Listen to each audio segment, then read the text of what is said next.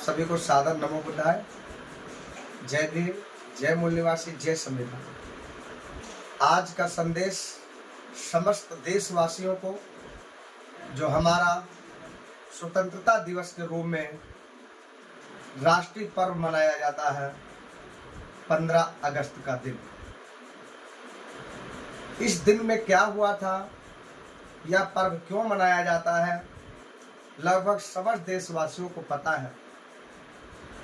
परंतु आप लोगों से सवाल है, हमारे बातों पर विचार करें।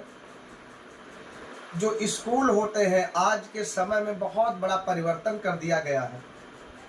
हम लोग ये आज़ादी का जश्न मनाते हैं, आज़ादी का पर्व मनाते हैं, लेकिन हमारे बहुजन समाज के लोगों से यह विशेष निवेदन है, हमारी बातों पर विचार करें। लोग कहते हैं कि हम आज़ाद देश में रहते, क्या सच में आप आज़ाद हैं? जिस प्रकार से आपको आज़ादी मिली थी वो आज़ादी असली आज़ादी नहीं है। आज़ाद का मतलब ये होता है हमें जातिवाद से आज़ादी मिलनी चाहिए, पाखंडवाद रूढ़िवाद से आज़ादी, मनुवाद से आज़ादी। हर प्रकार से अगर हम आज के समय में कोई कार्यक्रम भी करते उसका भी परमिशन लेना पड़ता है। किसी प्रकार से आज़ाद अगर हमारी बहन बेटी घूम रही है, खुलेआम सड़कों पर हमारी बहन बेटियों की आबरू लूट ली जाती है। अगर हमारा देश आज़ाद है तो रोज रेप बलात्कार क्यों? रोज दंगे फसाद हो रहे हैं क्यों? लोगों के घरों में चोरी हो रही, ताला डालना पड़ता क्यों? सड़कों पर निर्वस्त्र करके स्त्रियों को घुमाया जा रहा क्यों? हम आज़ाद देश में हैं, लेकिन तब भी हमारे अंदर एक डर है। जब हमारी बहन, हमारी माँ, हमारी बेटी घर से निकलती है कॉलेज के लिए, पढ़ाई करने के लिए, कोचिंग के लिए, हर पिता का दिल सहमा रहता है जब तक उसकी बेटी सुरक्षित घर वापस नहीं आ जाती। अरे हम कैसे आज़ाद देश में रह रहे हैं? आज़ादी के नाम पर पर्व मनाया जाता है, लेकिन स्कूलों में आज़ादी का मतलब क्या है यह कोई बताने वाला नहीं है। पहली बात तो यह है कि जैसे ये राष्ट्रीय पर्व है, तो राष्ट्रीय पर्व का मतलब जहां पर राष्ट्रीय प्रतीकों के बारे में बात करनी चाहिए। राष्ट्रीय ध्वज क्या है, राष्ट्रीय भाषा क्या है, राष्ट्रगान क्या है, और जितने भी राष्ट्रीय फूल है, राष्ट्रीय फल है, राष्ट्रीय मिठाई है, राष्ट्रीय सब्जी है, राष्ट्रीय वेशभूषा है। हो सकता है आज के स्कूलों में आप लोग जाकर के देख लें, किसी को ये नहीं पता होगा कि राष्ट्रीय प्रतीक कितने होते हैं, क्योंकि स्कूलों पर इस पे चर्चा ही नहीं होती है। हमें स्कूलों में क्या बताना चाहिए, क्या दिखाना चाहिए, वो नहीं हो रहा है।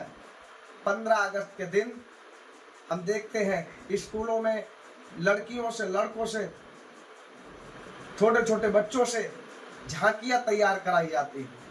राधा कृष्ण का रास होता है, छोटे छोटे बच्चे देखते हैं, उनके अंदर कैसी एक्टिविटी वृत्ति होगी। आप लोग विचार करें कि जब राधा कृष्ण चिपक चिपक कर डांस करेंगे, डीजे पे नाचेंगे, तो बताइए हमारे बच्चे आने वाले समय में कैसे होंगे और कैसे होंगे उनके विचार। क्योंकि राष्ट्रीय पर्व के दिन राष्ट्रीय त्योहारों के बारे में, राष्ट्रीय पर्वों के बारे में, राष्ट्रीय प्रतीकों के बारे में चर्चा होनी चाहिए। और राष्ट्रीय पर्व ये क्यों मनाया जाता है, कैसे शुरुआत हो, इस पर चर्चा होनी चाहिए। लेकिन हम लोग ऐसा नहीं करते, कोई प्रश्न उठाने वाला नहीं है। तो आप लोगों से निवेदन है कि किसी भी स्कूल में जाएं, किसी भी कॉलेज में जाएं, वहाँ पर ये बात जरूर रखें अध्यापकों के सामने कि आज राष्ट्रीय पर्व है। तो जितने टीचर हैं, जितने अध्यापक हैं, हर अध्यापक एक एक विषय, एक एक बिंदु पर चर्चा करें। कोई राष्ट्रीय फल पे, कोई राष्ट्रीय पशु पे, कोई राष्ट्रीय फूल पे, कोई राष्ट्रीय सब्जी पे।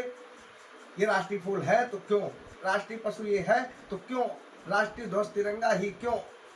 इस चीज पर चर्चा करें ताकि आने वाले समय में हमारे नौनिहाल बच्चों को, हमारे देश की नई पीढ़ी को भी राष्ट्रीयता के बारे में जानकारी हो। तभी तो हम सच्चे राष्ट्रभक्त बनेंगे, सच्चे देशभक्त बनेंगे। लेकिन नहीं, हमें भारतीय नहीं बनाया जा रहा है, हमें तो हिंदू बनाया जा रहा है। हिंदू, अरे भारत हमारा देश ऐसा देश है कि जिस देश में कहा जाता है कि सर्वधर्म समान, लेकिन फिर भी ये हिंदू राष्ट्र की घोषणा हो रही है। आप लोग क्या देख रहे हैं, क्या सोच रहे हैं? राष्ट्रीय ध्वज तिरंगे में जो चक्र है, इस चक्र में 24 तीलियां ही क्यों हैं? इस 24 तीलियों को मतलब क्या है? स्कूलों में इस पर चर्चा होनी चाहिए, ताकि आने वाले हर बेटी को, हर बेटे को इसकी जानकारी हो। तब हमारा ये राष्ट्रीय पर्व सफल होगा। अन्यथा ये राष्ट्रीय पर्व कहना उचित नहीं है, क्योंकि राष्ट्रीय पर्व का मतलब यही है जहाँ पर राष्ट्रीयता की बात हो और राष्ट्रीय चिन्हों के बारे में बताया जाए, तभी ये राष्ट्रीय पर्व है। आप लोगों को अगर मेरी बातों से दुख हुआ, उसके लिए मैं क्षमा चाहता हूँ, लेकिन मेरी बातों पर एक बार विचार जरूर करें। आज़ादी का मतलब यही है कि हमें समान शिक्षा का अधिकार होना चाहिए, समान व्यवसाय, समान रोजगार, समान नौकरियों में हर प्रकार से हमें अधिकार मिलना चाहिए। लेकिन नहीं, आप देख रहे हैं शिक्षा जो है उसमें भी दोहरी नीति चली जा रही है। कोई बच्चा सरकारी से पढ़ के जा रहा है, प्राइमरी से पढ़ के जा रहा है, और कोई व्यक्ति इंग्लिश मीडियम से पढ़ के जा रहा है, कोई नवोदय से पढ़ के जा रहा है। लेकिन प्रश्न पत्र सबका एक ही जैसा आता है। आप विचार करें, सब कैसे पास होंगे, सब नौकरियां कैसे पाएंगे? इसलिए हमारा कहना, समान शिक्षा, समान शिक्षा, सबके लिए समान शिक्षा होनी चाहिए। और जब समान शिक्षा होगी, सब एक पास में बैठेंगे, सब एक पुस्तक पढ़ेंगे, तभी सब नौकरियों में भी जाएंगे। आप लोगों से विचार है, हमें वन नेशन वन एजुकेशन, इसकी ज़रूरत है। ये नारा जब लगाएंगे तब हमारा देश महान होगा और देश का नाम होगा। आप सभी को पुनः स्वतंत्रता दिवस, आज़ादी के पर्व की हार्दिक बधाई, मंगल कामनाएं। लेकिन इन बातों पर विचार जरूर करना।